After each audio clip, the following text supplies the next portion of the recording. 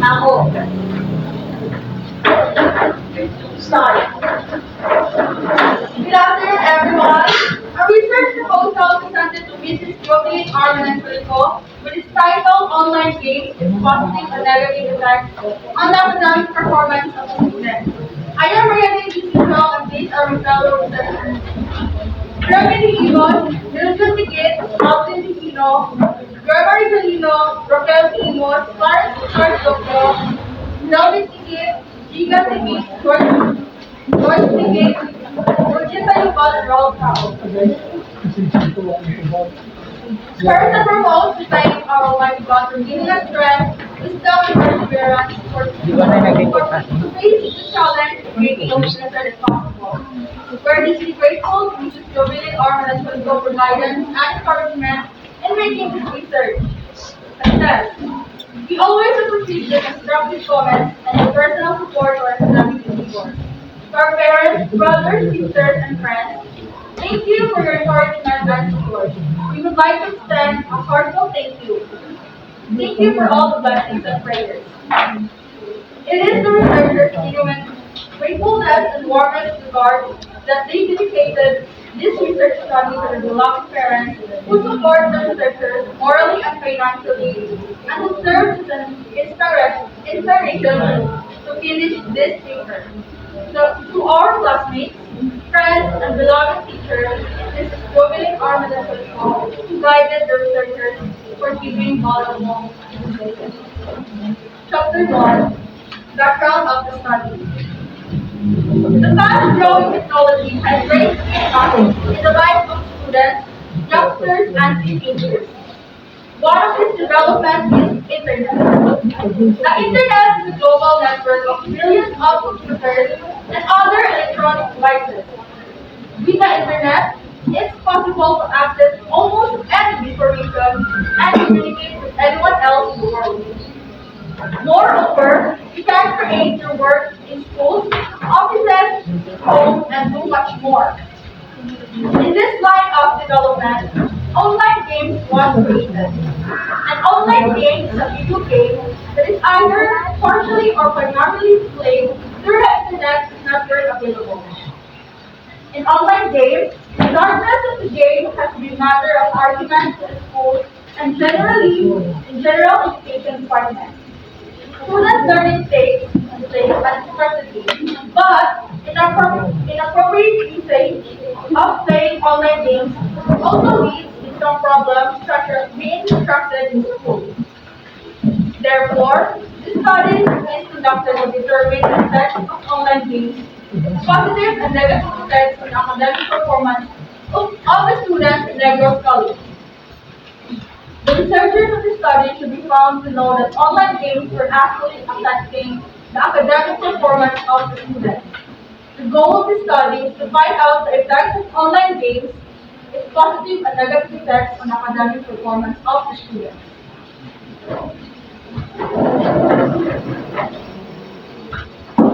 Chapter 2, Review of Related Literature. This section, this section contains readings and literature from direct sources like established journals, books, articles, finished pieces, and dissertation related to the study. Those that were included in this chapter helps in familiarizing and making a strong proof that are relevant and similar in the present study.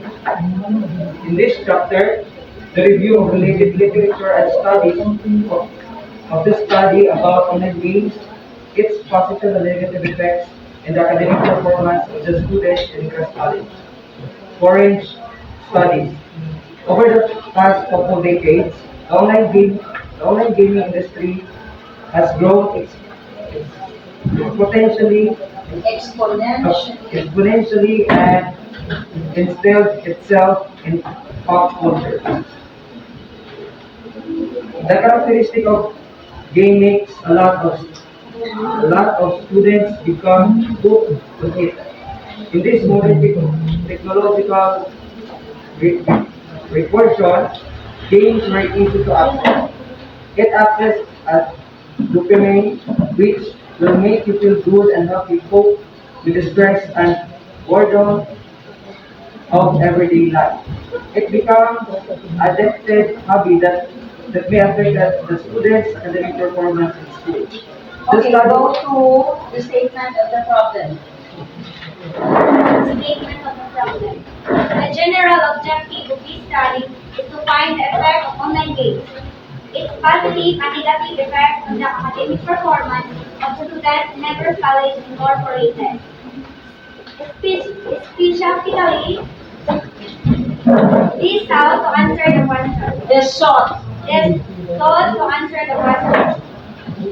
Number one, what are the demographic profiles of the respondents in terms of name or optional, age, gender, year level and course, online games commonly played? Number two, how does playing online games affect academic performance of the student in the relation with average time spent playing online games, number of hours spent in studying, frequency of absences in class. Number three, what are the positive and negative effects of playing online games to the academic performance of the student? Hypothesis. Alternative hypothesis, there is a positive effect in playing online games to the academic performance of the student. Alternative hypothesis, there is no positive effect in playing online games to the academic performance of the student. Theoretical framework. The World Health Organization has enjoyed gaming disorder in the 11th edition of the International Classification of Disease. It is defined as ICD-11 as a pattern of gaming behavior, digital or gaming video gaming, characterized by impaired control over the present repetitive giving to coming over other activities to the extent that gaming takes precedence. Significance of the study. Significance of the study. This survey study, which predominantly targets to determine the effect of online games, its positive and negative effects to the academic performance of the students of Negros College, will give new insight to the public, students. This study will help the students of Negros College about the awareness on the significant effect of online games in academic To the performance teachers. of the students. To the teachers. Teachers, this will provide facts concerning the status of the academic performance engaging online games that would involve in them to help the students by giving aptitude tests, display sets, and useful feedback regarding the results of this matter. Netizens, this will be their guide on how to deal with the effects of online games in academic performance, not only in Negros College, but all the youth who involved about these things. Department of Education. This will provide them an optimistic understanding and awareness to the diverse causes that would affect academic performance of each students who take part about online games. This will be a big help for their further consciousness about what they will implement in every school. Who are your subject for their study? So, James Ma'am, BODES and BCBS. How did you get your sample?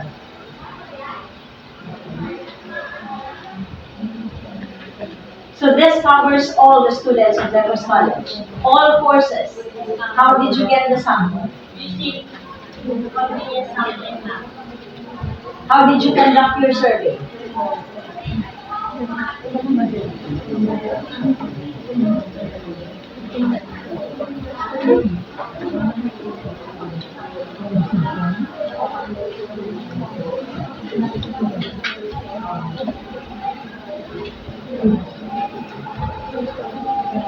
By giving them we conducted our survey by giving them the answer, questionnaire that which is our research instrument.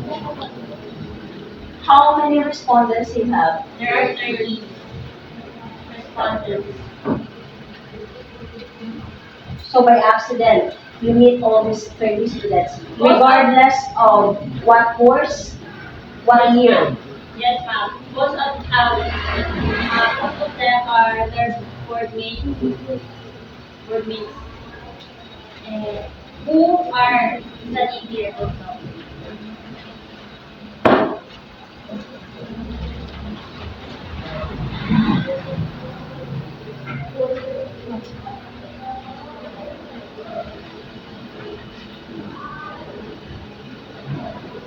What method did you use in conducting this study? Quantitative.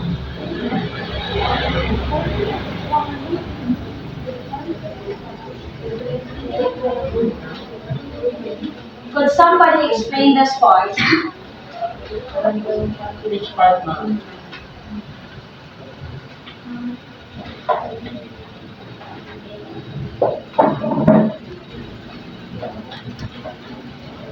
After methodology. In that part, To determine the frequency. to determine the frequency of playing online games, the following rating scale 1 was used.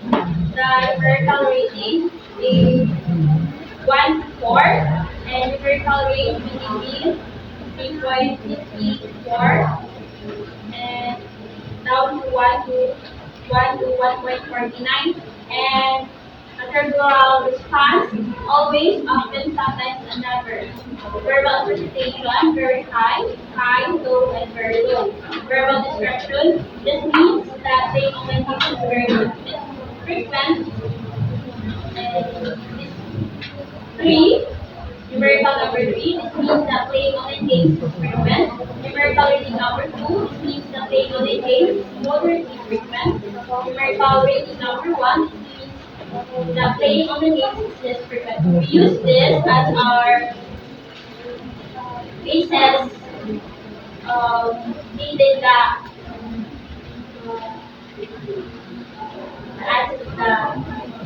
answers of the respondents. We use this scale. What particularly? The numerical rating or the verbal description? The numerical rating and the categorical response. Always, often, and sometimes, and never. So, 2. You use 2 scale. Yes, ma'am. For the academic performance. The first one used to determine the frequency of playing online games, and the second one scale to determine the academic performance of the students. Are these people involved in making this research? Yes, Do you ma'am. know what are we talking about here?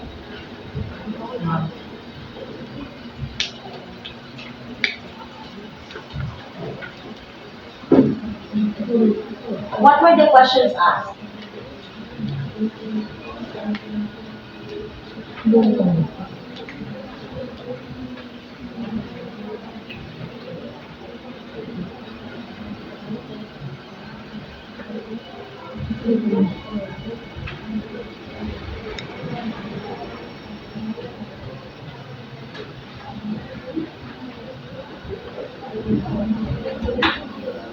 So for your options, you use numerical rating and verbal interpretation. So what were the questions asked that use this numerical rating responses?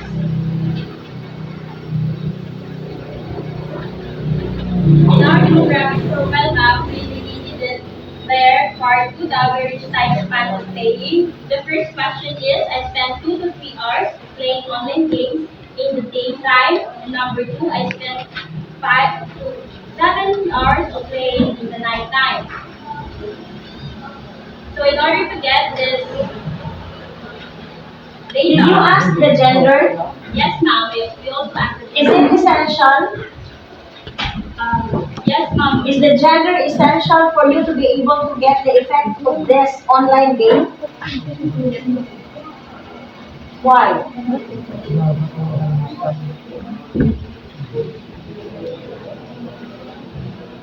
Ayaw ka bumong. Because most of the are boys playing for online games. So based on your survey,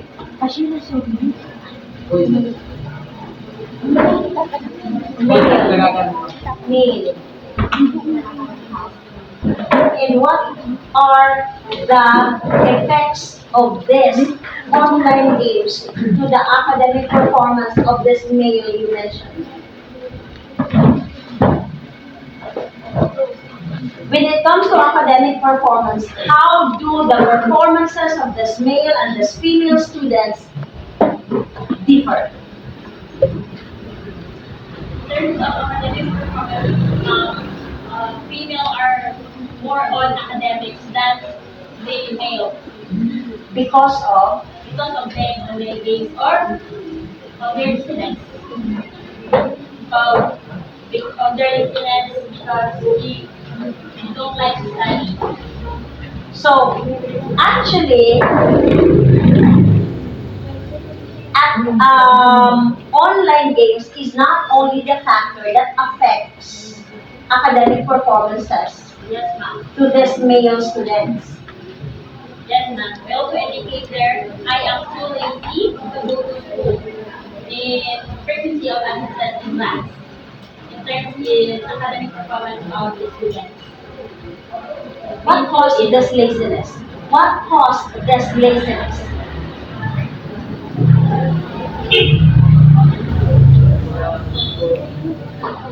What caused this laziness? Your study shows that some of the respondents answered, I am lazy in going to school. What caused this laziness?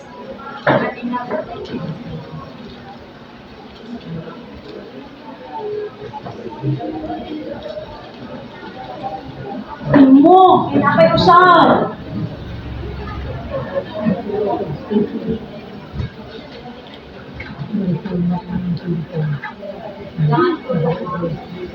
What caused this?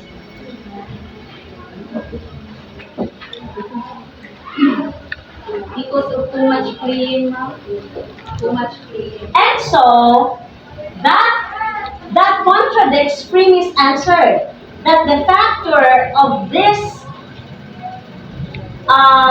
poor academic performance is not only online games. Diba? To take me to correct you, ma'am, I am too lazy to go to school. It indicates that here that within me 1.6 that goes to the categorical response never. They never get lazy. So they are not lazy. They are not lazy. Yes, ma'am. So these male students are not lazy. Yes, ma'am. So based on your surveys, what are the factors that affects aside from online games? Did you touch any factors that affects the academic performance of the students? Hey, when you say laziness, it's another factor aside from online game. Okay, that's behavior, that's attitude. But if it is caused by these online games, then it is part. So in your study, are there other factors that affect the academic performances of the students? Are there or none? None. So only online games. And so your study concluded that all the students played online games.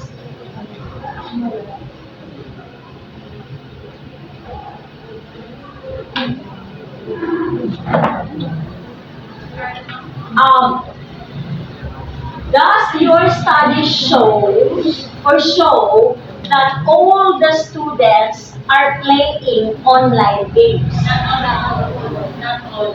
How are you going to compare the performances of these students who are playing and the students who are not playing?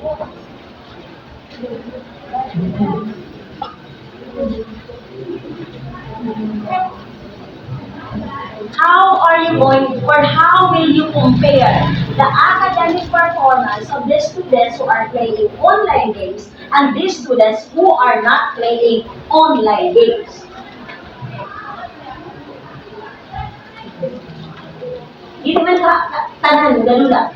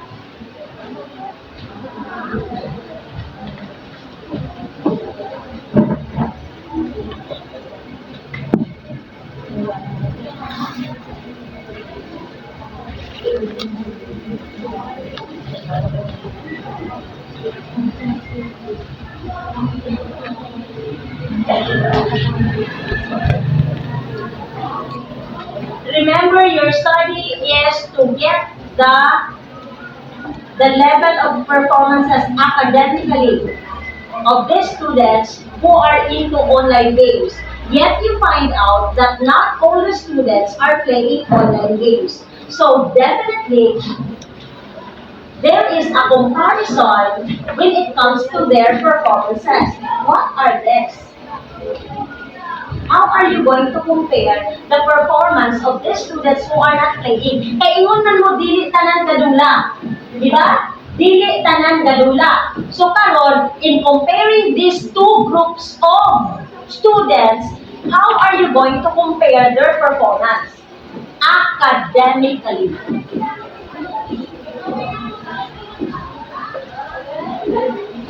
According to our RRL family trial Tanzania 2009, in their study that playing online games give negative outcomes to their study and health, and some of the respondents of their study cannot do their homework as well as their projects. That's for the students who are into online gaming. What about the students who are not into online gaming? Because, di ba, there are two groups na. Your study shows that there are two groups of students into online games and not into online games. So when it comes to academic performance, what's the difference? What's the comparison? The one who didn't play online game, they have high academic performance than the one who played online games. Can it be proven in your study? Sigurado ka, Femi? That these students who are not engaged into online games perform well in class. Yes, Done. ma'am. I can prove here in our RL that Jancy said No, not in your RRL, but in your study. we only tackled online game players. How did you find out that there are students who did not play? Because you tackled on online gaming. How did you know? Because as we observe here that those people involved in our study is who are pro and for fun of playing online games. They are the ones that we target. That should be into writing. That should be in your research paper. That should not be observed only because you are doing research. That's why this vision is descriptive. Descriptive because if it is descriptive research because it is based on observation. This study is based on observation.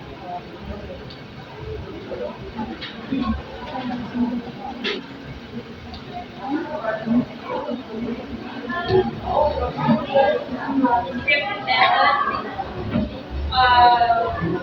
based on observation that can better events that which theories later developed in study observation. So everything is being observed. Yes, ma'am. What's the purpose of your instrument? To categorize what level they are, to categorize Who are the students being observed? the one who play more in the games. Are they the respondents of your study? Yes, ma'am. So aside from giving questionnaire, are you with them doing the observation? We guide them as they are answering During answering only, but you are not there. Because when we say observation, we observe before we so these target students are observed Yes, ma'am. before given questionnaires. yes, ma'am. Because dili na po yung matakal-takal ako dito So we observe who are prone in playing online games. So you targeted only the students who are prone into online games.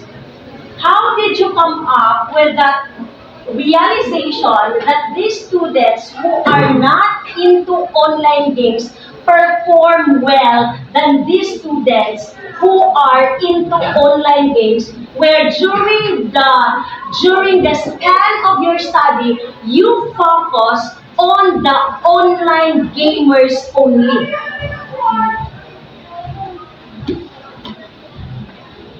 Nakuha? Nasabtan ang pangutana?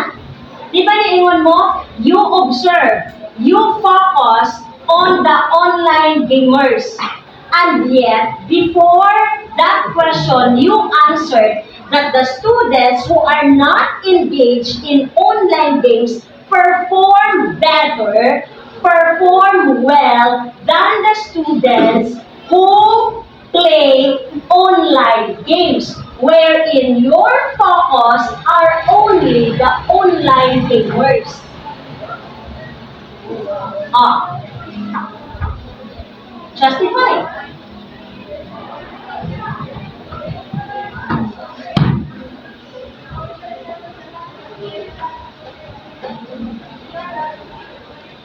Kay disruptive ba yan? So you are really focusing on your target. Wala ko ilabot atong wala, ganula. How can you tell that these students who are not playing perform well than these students who are playing? Na ang inyong focus to araman sa ganula. Nasabtan ko? Our goal in Ha? our study. Ah. This is our goal in our study. And so, And that's why we focus on the online gamers. how did you come up with that answer? Ang ako pangutana, how did you come up with your answer to my question? The difference among the performance of the students who play and the students who did not or who are not playing. So dili siya relevant. Dili siya reliable answer.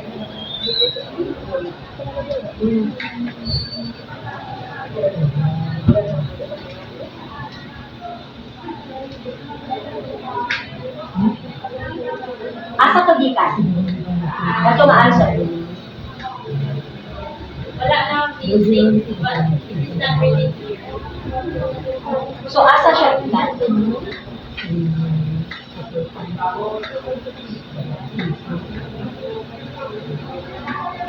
Kamo, as part of the research, will you agree that these students who are not engaged in online gaming perform well than the students who are engaged in online gaming? Mas maayo mo nung dili hinula kaysa mga hinula. Agree or not? Dili. Ha?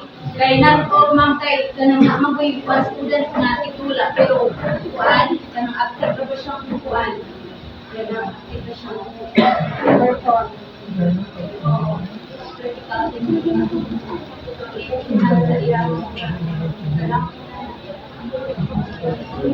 In other words, online game is not a mere factor that really affecting the performance of the students. But on your respondents, how does online game affect their performance?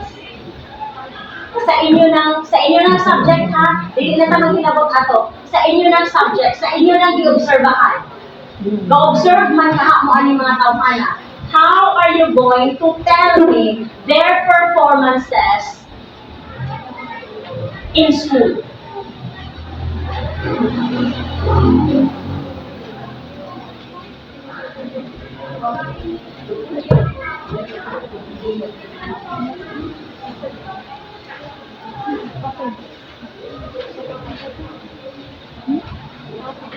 Premi naman lagi na muso.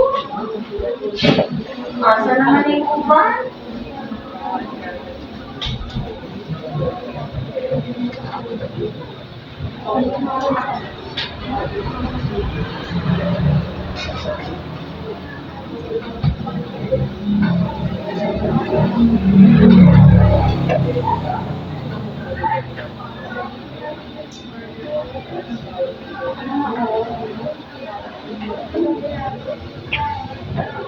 According to our study, ma'am, there is a possibility of playing online games that will enhance thinking and enhance problem solving, achieve and improve technological activities.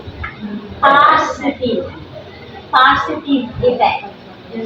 So it will contradict to your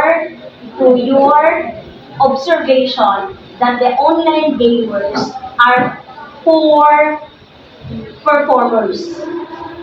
Positive effect, ha, di ba?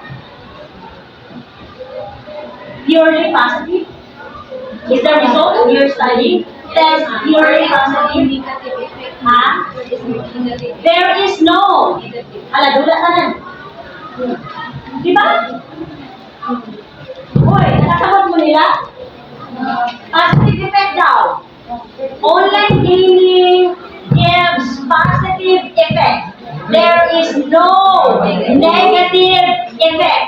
So, are you encouraging these students to be engaged in online gaming? Depends it depends to them because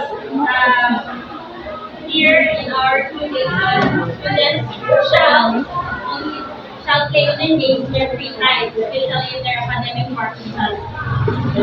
It's up to them if you want to play online games as long as it does not affect their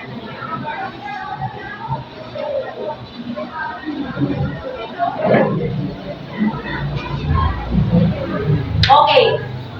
You already have given your recommendation. So it will all be the prerogative of the students to be engaged or not. Because based on your studies, there is no negative effect if they will be engaged in online gaming. So that's your findings. So definitely, the students that you observe, the students that are subject to your studies, perform well in school. Yes, ma'am. We attend class regularly in our survey. How many of them? That represents the whole population of your students? 30. Do you think the result is reliable?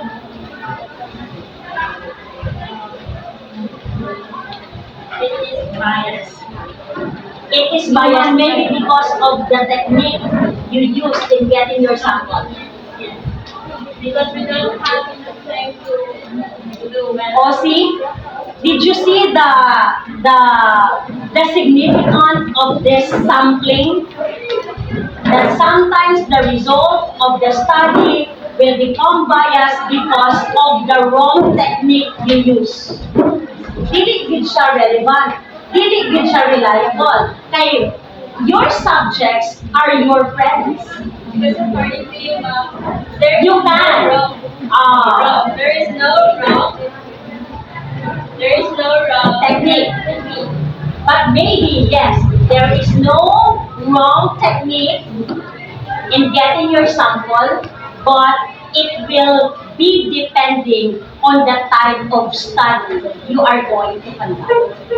Maybe the convenience technique is not suitable for your study. I am not telling that convenience technique is wrong. Maybe it is not suitable for your study, for you to be able to get a reliable result. So next time, plan properly. Diba? Okay, mo una, you are going to plan your study. So part of it is the method. Your method is suitable for it, but your technique of getting the sample is not. So there is no such thing as wrong. There is no wrong technique. Only is it useful, it fits or not. So next time, when you are going to make your research, everything must be in accordance to each other. Dapat planado from the very beginning, from the title of your study, from naming the title of your study, up to the method that you are going to use, up to how you are going to get your subject. Thank you, ma'am.